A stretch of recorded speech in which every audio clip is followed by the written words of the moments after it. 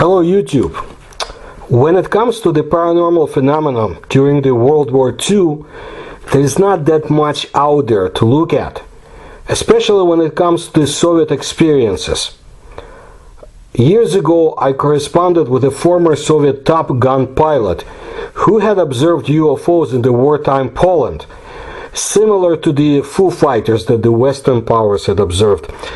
I have more examples of Soviet encounters with UFOs, including observations by German allies, and some very interesting cases that I recorded in my previous videos. Please look at the playlist World War II.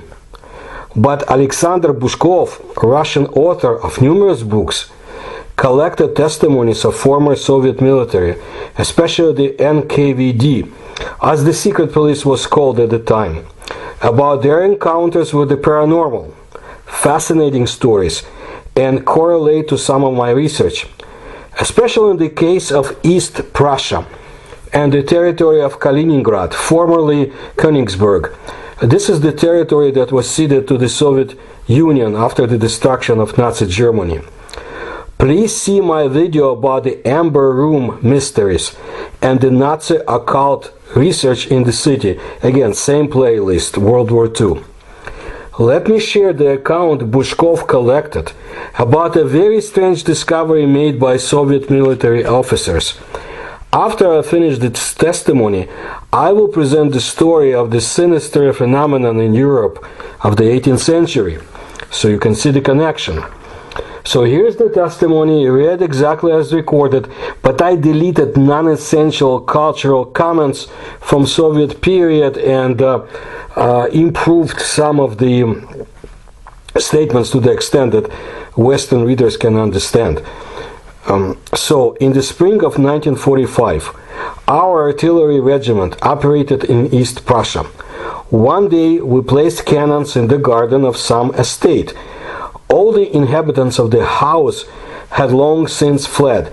There was not a soul there, and we, several officers, taking advantage of a free moment, went to see the palace.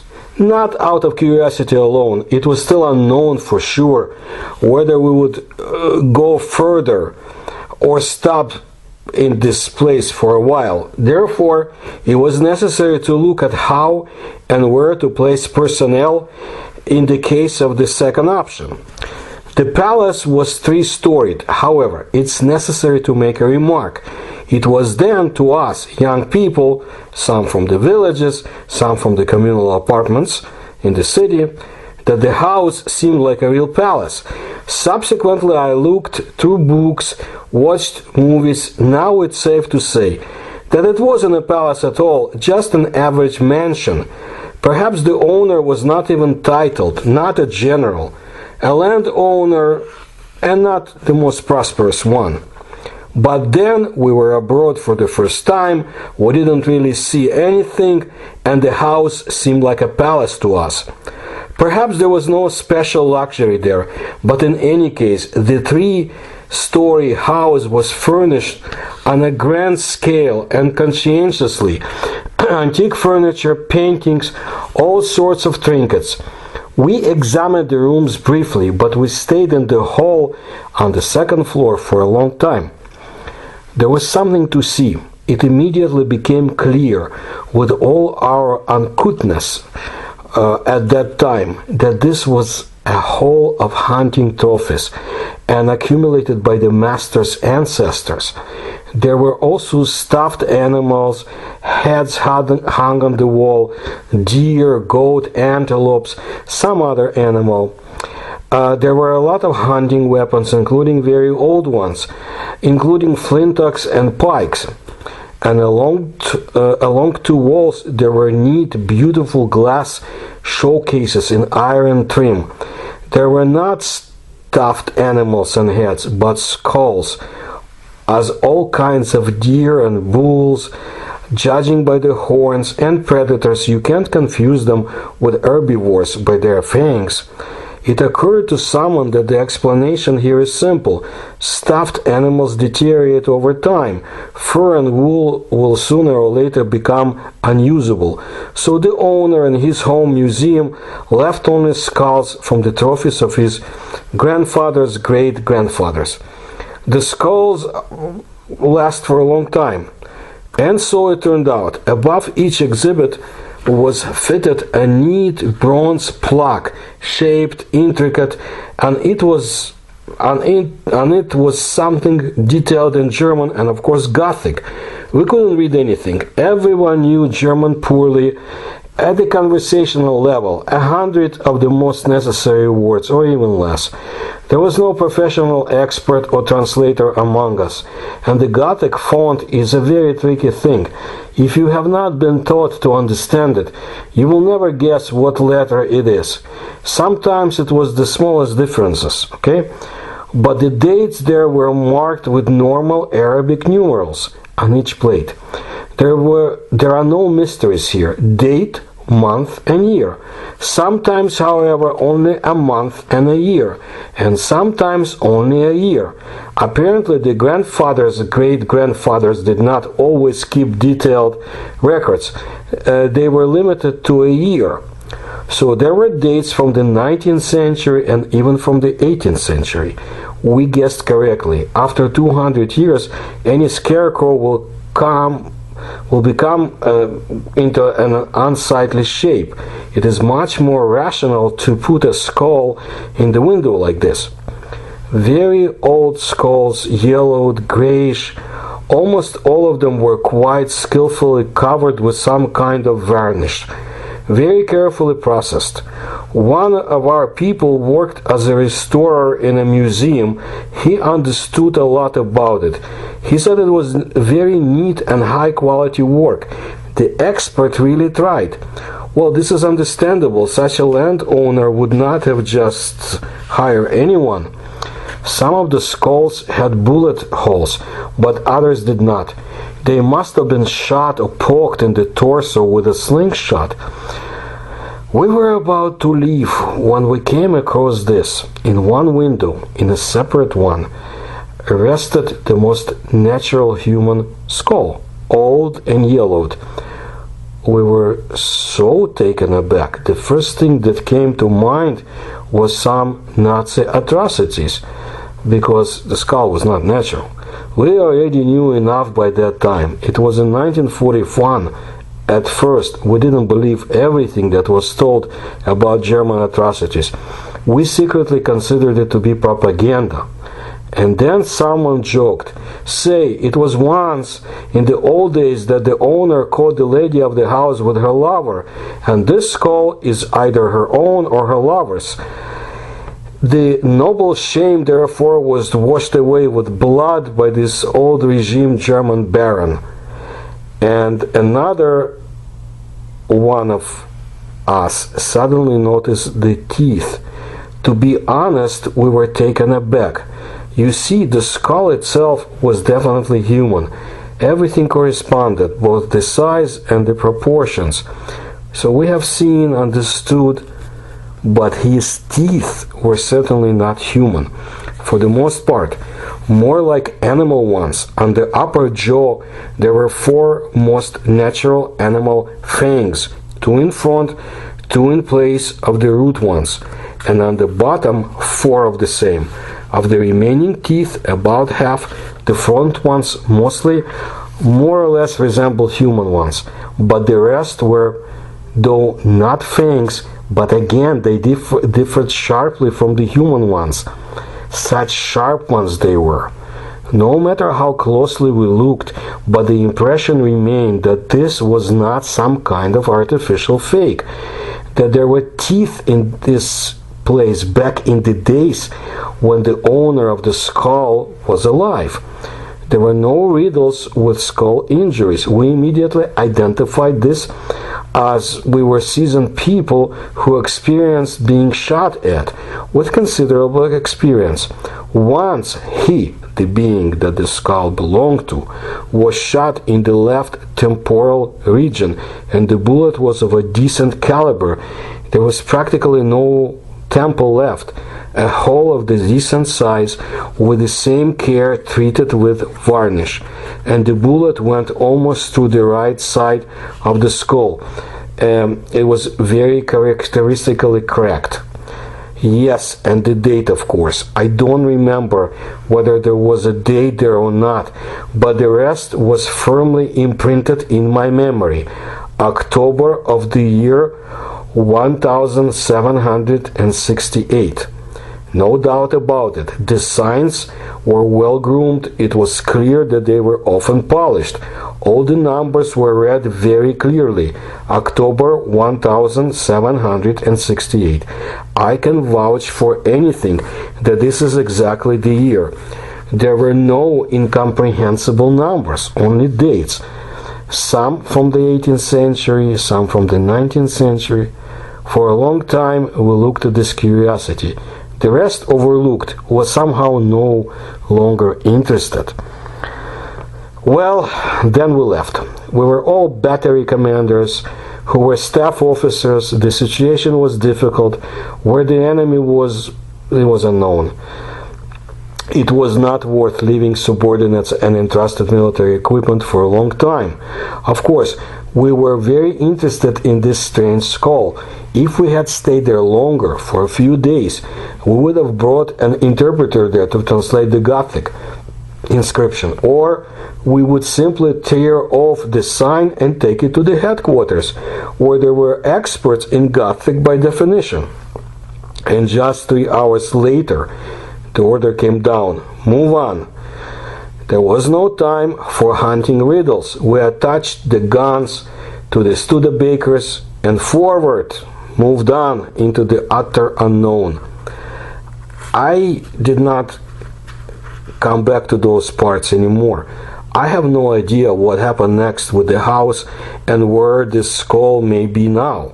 I subsequently fought in Manchuria, was demobilized in 1948, got married, got a job in Novosibirsk. Why would I travel especially to East Prussia, more precisely the Kaliningrad region? There were enough more pressing concerns. I don't really remember exactly where this estate was located. We often did not check our progress with maps. We went where we were ordered to go, 100 kilometers deep into this very East Prussia, either to the west or to the northeast. There was a forest nearby, some kind of a river. That's all the landmarks. Somewhere in the military archives there are probably maps on which our path is marked exactly, but who in the older days would have allowed me access to them? And now, in my old age, would I make myself to wander off, look for something, I don't know what? Or maybe that mansion is no longer there, but I sometimes remember this mysterious skull, and it stands before my eyes with all its fangs. Whoever it was, he was once hunted and killed with a gun. This is the only thing that can be said with certainty. So this being is thoroughly real. I don't have my own hypothesis. Without the skull itself, they will all be unsubstantiated speculations. You know what? Let's think that the owner of the estate was a kind of Baron Münchhausen, prone to sophisticated practical jokes. Suppose he once decided to make a good joke and diligently fabricated this curiosity from a human skull and animal fangs. It's quieter this way. Because personally, I confess, I don't particularly want to guess what kind of creature it was, if it wasn't a fake, but actually existed once. I can assume in advance that in communicating with the outside world, the creature was quite unpleasant, and for sure nothing good could be expected from him, only the bad. His fangs stuck out very significantly, adapted for meat, not for grass eating. And I really want to believe that such people lived a long time ago and now they're not found. Such is the testimony of the Soviet officer who talked to Bushkov in the late 1980s. But let's now look at the sinister phenomena that can explain the skull. as not being a fake. So this is the 18th century, the outbreak of vampirism in Eastern and Central Europe. Well, perhaps the first historically attested outbreak of vampirism in Europe, or at least the first wave of panic about the invasion of vampires, occurred in the 20s of the 18th century in East Prussia and the Habsburg monarchy. It was then in 1718 Austria received a part of the territory of Bosnia, Serbia and Romania under the Požarevski peace. Before that, all kinds of ghouls were popular only in the Balkan countries. They have been used to them there since the time immemorial, but already in 1721, Austrian officials and the military who settled in the lands of the Western Slavs began to receive complaints from local residents that they were allegedly attacked by vampires. The Austrians faced similar problems for the first time, however. They tried to understand what was happening with their usual thoroughness, being very diligent. The first case, the documents on which, more precisely, a note in the newspaper Venerisches Diarium, have come down to our days. It was the story of a certain Peter Blagoyevich from Kiselova. Blagoyevich died in 1725, and according to other sources in 1728. Villagers said that shortly before his death, he was kicked by a horse. He quickly recovered, but soon died suddenly, most likely from a heart attack. Blagoyevich was 62 years old. The night after the funeral, he appeared to his son and asked for food, but his son refused to feed him. After that, 9 people died in the village within a week without being ill for a day, including Blagoyevich's son. All of them reported that the deceased came to them at night and sucked their blood. But there were enough deaths without Blagoyevich, and characteristically there were bite marks on the bodies of many of the deceased, traces of human teeth. When the enraged residents opened the graves of Blagoyevich and his son, naturally the corpses turned out to be healthy looking, blooming in appearance. Panic began in the villages. Impressionable and timid farmers began to tear up graves en masse in search of so-called healthy-looking corpses. But the vampires were also active in the north, in the German lands. In 1710, the inhabitants of East Prussia literally bombarded the ruler with complaints about rampant vampires. Moreover, the complaints indicated quite specific names and circumstances. So a certain Paul Zatz claimed that his neighbor Martha Koch is a natural vampire. It is as if she died in 1709 while staying with her mother on a remote farm, but turned her husband and son into vampires, went home with them, and continued to vampirize in Lebenicht. Why more than 10 people who lived nearby died suddenly? Paul Zatz also claimed that he, in search of evidence, went to the farm where Martha Koch's mother lived and found her grave there and opened it and saw a blooming, healthy-looking corpse. What happened to the complaint next is unknown, and Paul Zatz himself died.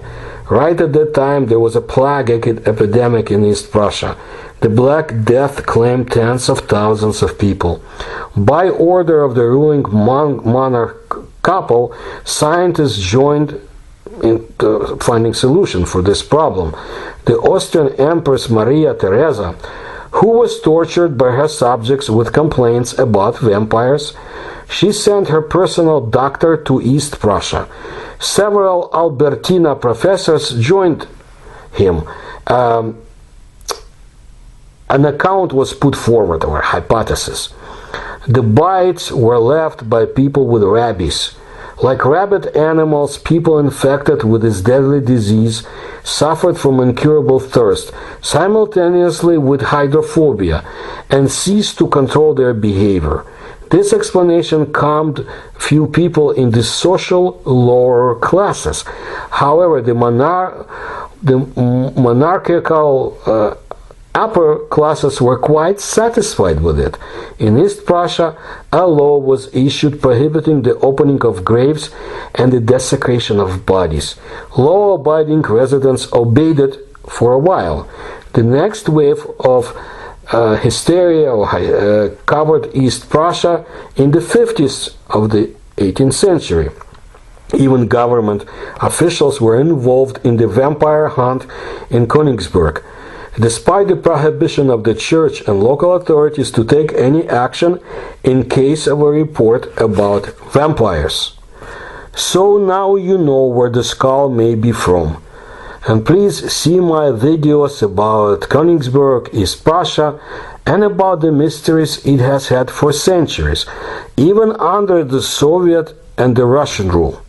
I think you will find that territory to be interesting, and you will also find a video I made not that long ago about very interesting finds from the same area that go back to the Roman times.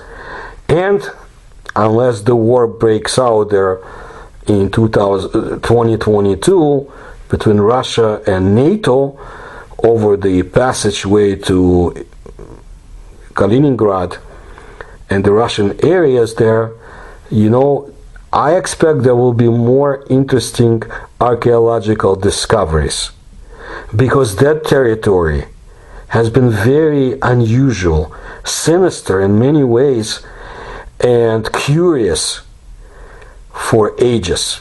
So I want to thank you for your attention to my work. I appreciate you listening to my videos. If you can support me, you will find the links on how to do it in the description to this video. And if you can, please subscribe to the channel and please tell others. Thank you.